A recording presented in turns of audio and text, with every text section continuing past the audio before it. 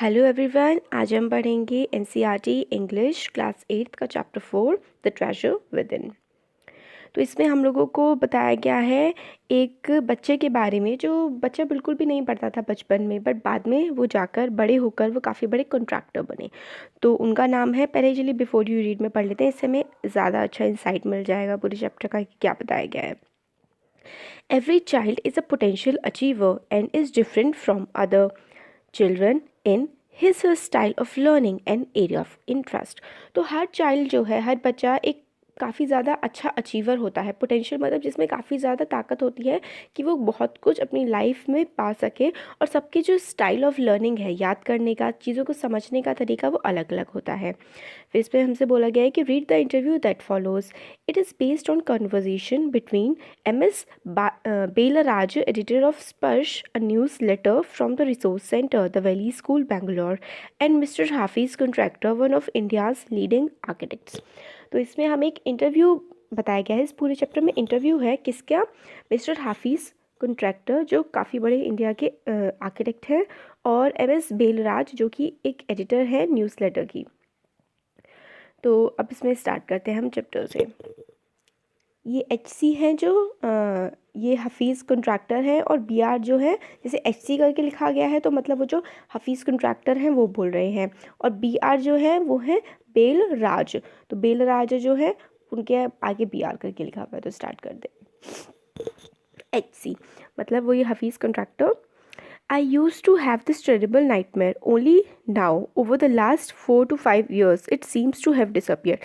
मेरे को हमेशा से मतलब जनरली आता था एक टेरेबल मतलब बहुत ही बुरा, नाइटमेयर मतलब बहुत ही बुरा सपना, टेरेबल नाइटमेयर बहुत बुरा सपना, और वो सिर्फ अभी 3-4 साल पहले से ही, लगभग 4 या 5 साल पहले से ही वो आना बंद हुआ है, डिसअपियर हुआ है, मतलब गायब हो गया है। अब जो उनके वो बेलराज हैं वो बोलती हैं, what nightmare are you talking about and why do you think it has disappeared now. फिर वो बोलते हैं कि ऐसा मतलब क्या नाइटमेयर था, ऐसा कौन सा बुरा सपना था जो आपको आता था और अब वो क्यों गायब हो गया है। फिर एच.सी. बोलते हैं, I used to get continuous nightmares about appearing for a math examination where I did not know anything. Now the psyche must have gotten over it. I don't have to think about education and there is absolutely no time to get nightmares।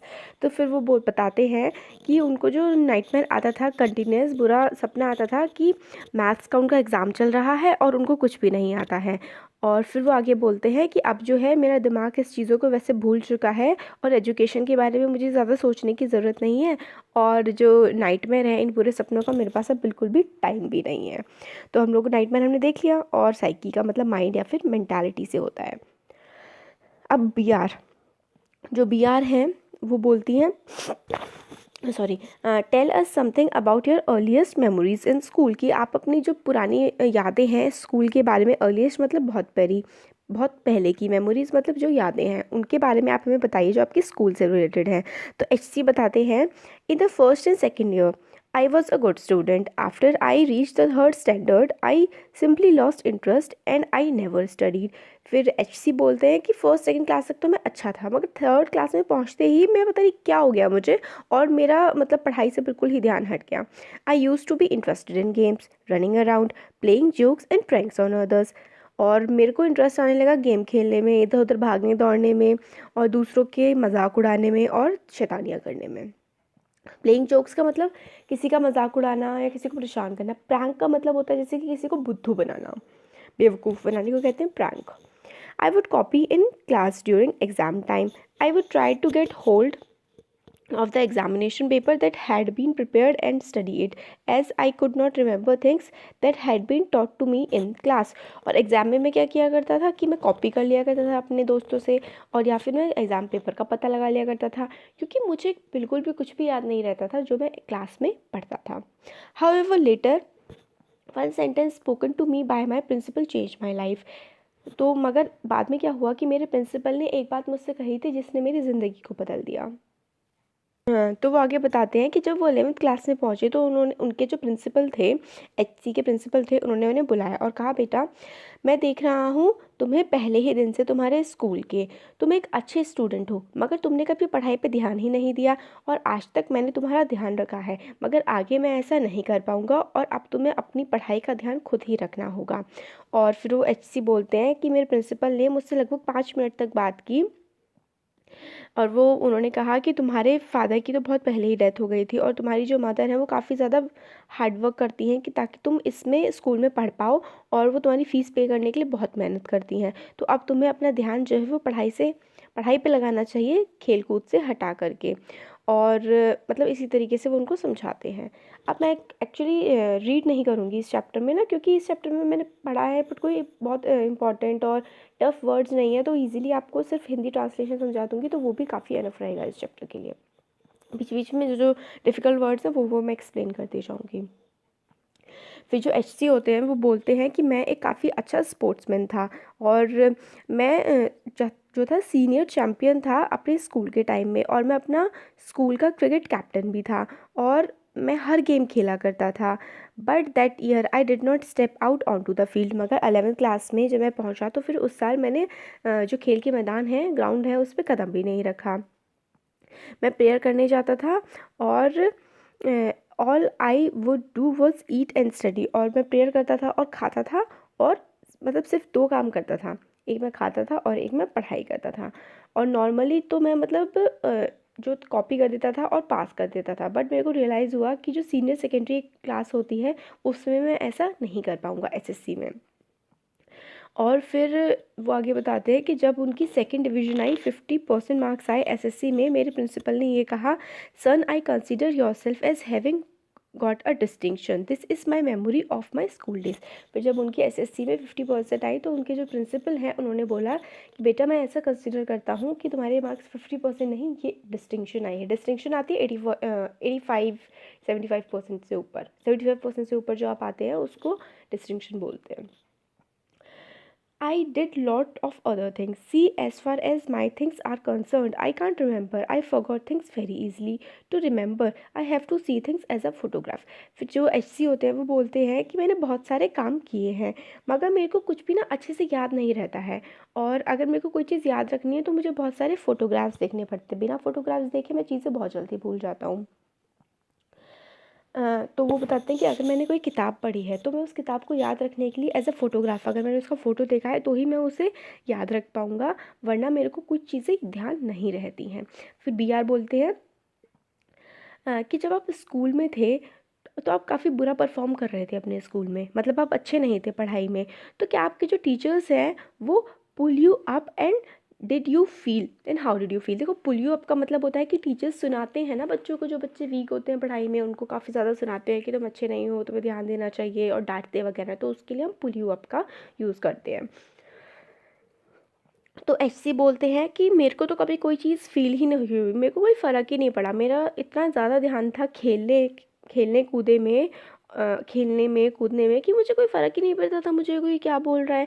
I would receive a caning every week, और मैं हर week एक caning receive करता था। Canning का मतलब होता है जैसे कि डंडे से पिटाई होना, जैसे कि हाथ से होता था ना, पहले मोस्टली टीचर्स क्या करते थे, एक डंडा रखते थे अपने पास और बच्चों के हाथ पे खूब उससे मारा करते थे, जो शैतानी करते थे बच्चे, तो वही होता है कैनिंग। बीआर बोलते हैं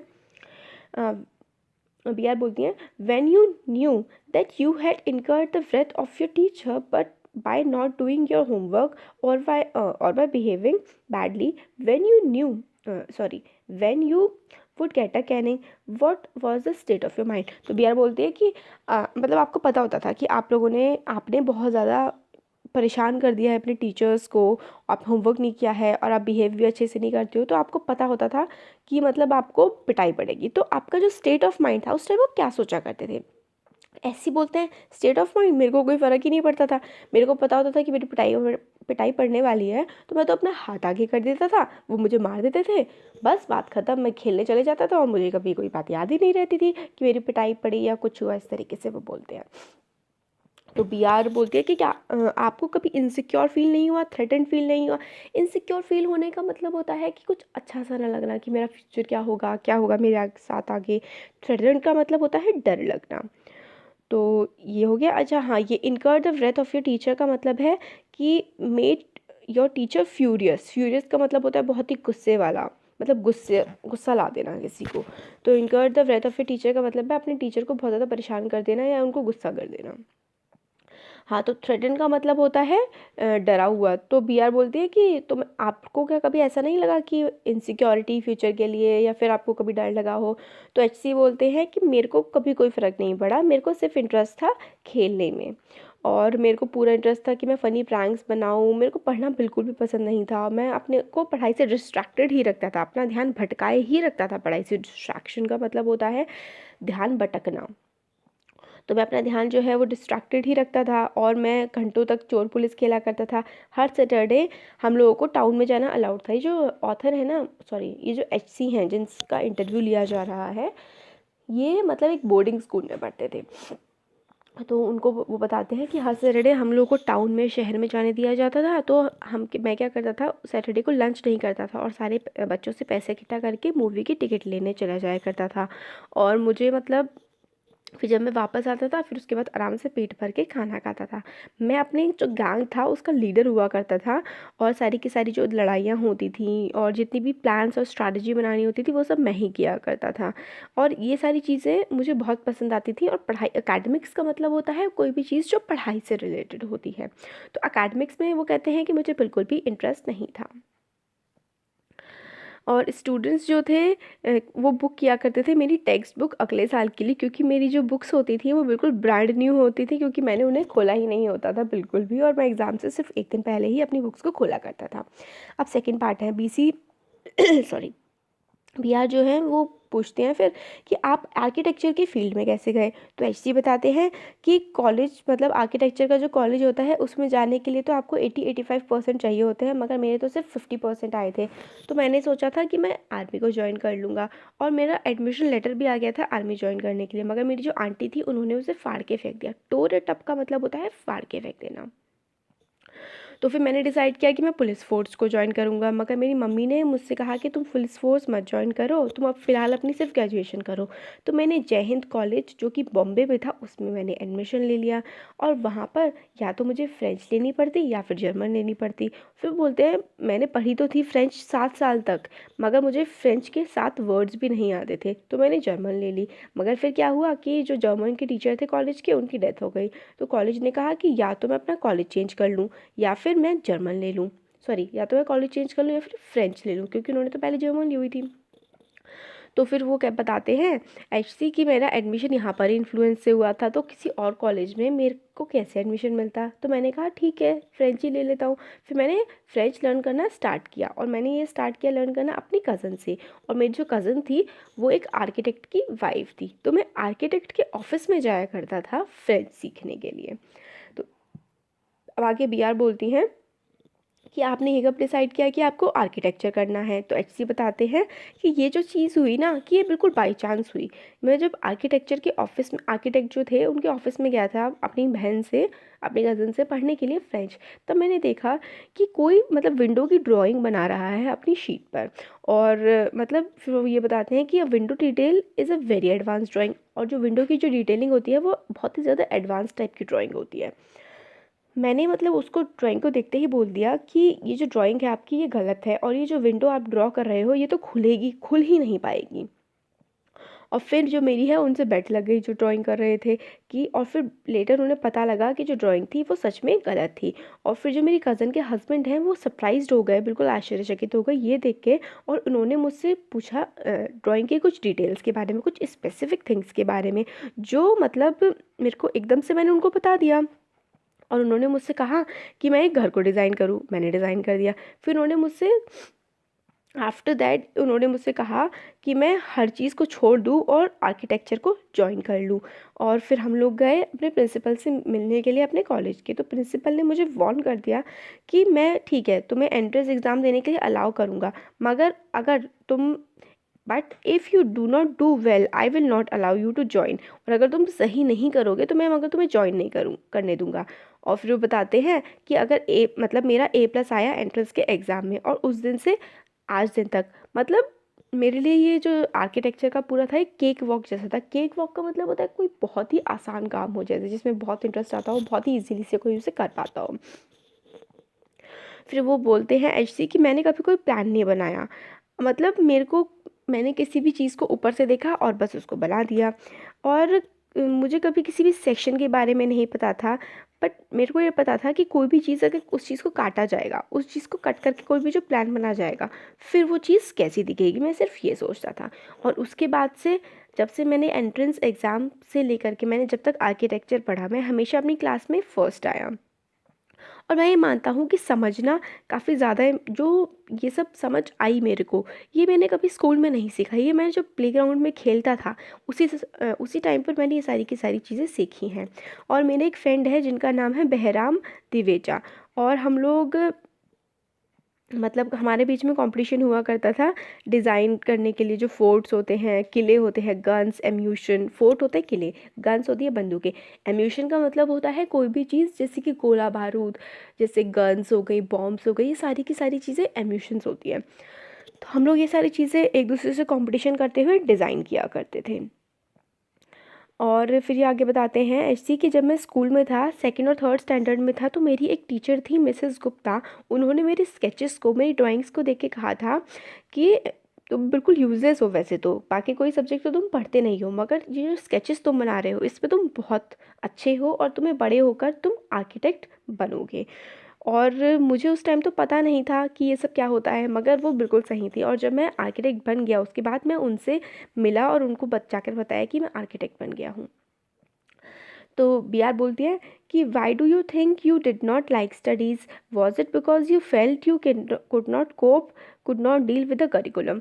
तो फिर वो बोलती है कि तुम्हें, आप लोग को मतलब ऐसा क्यों लगता है कि आपको स्टडीज़ पसंद नहीं थी, आपकी पढ़ाई क्यों नहीं कर पाए, कि आप करिकुलम के साथ डील नहीं कर पाए। करिकुलम का मतलब होता है सिलेबस, जो पैटर्न डिफाइन किया होता है कि किसी स्टूडेंट को कैसे कैसे पढ़ना है। तो ऐसे ही बोलते हैं कि मैं लैंग्वेज में मतलब काफ़ी ख़राब था। साइंस और ज्योग्राफी तो फिर भी मैं कर लिया करता था, मगर जो मैथ्स थी वो मेरी हद से ज़्यादा ख़राब थी। मेरे को कोई इंटरेस्ट ही नहीं आता था मैथ्स में। मैं पढ़ रहा था सिर्फ़ और सिर्फ कि पढ़ना है, सिर्फ इसलिए। और बट अगर आज मुझसे कहा जाए कि मतलब मेरे को जो भी बताया जाता था मैं उसको 2 दिन में भूल जाता था, और मेरे को कोई फ़र्क भी नहीं पड़ता था कि मेरे को वो याद रहे या ना रहे। मुझे कभी पढ़ाई से फ़र्क ही नहीं पड़ा स्कूल टाइम में। तो BR बोलती है कि क्या आपको लगता है कि जो आपको स्कूल में पढ़ाया गया था वो काफ़ी ज़्यादा बोरिंग है, और आपको इसलिए कॉन्सेप्ट समझ नहीं आते थे, और मतलब इसीलिए आप जो अपने लेसन्स थे, जो स्कूल था उसमें आपका इंटरेस्ट ख़त्म हो गया। फिर ऐसे बोलते हैं कि living in a board school, एक बोर्डिंग स्कूल में रहना काफ़ी डिफ़िकल्ट है। हम लोग सिर्फ एक दिन से दूसरे दिन तक सिर्फ जीते जाते हैं। और आजकल तो क्या होता है कि बहुत सारे टेस्ट दिए जाते हैं, मगर तब क्या होता था कि हम लोग जो टेस्ट थे सिर्फ कॉपी कर लिया करते थे, और टीचर सोचते थे कि हम लोगों ने अपना काम खुद किया है। फिर BR पूछती है उनसे, there is a contention that giftedness and learning disabilities go hand in hand, do you think this applies to you. तो उससे मतलब ऐसे बोलती हैं कि मतलब लोग मानते हैं ऐसा कि जो प्रॉब्लम्स होती हैं, और मतलब जो भी हम लोगों का जो हुनर होता है वो गिफ्ट होता है।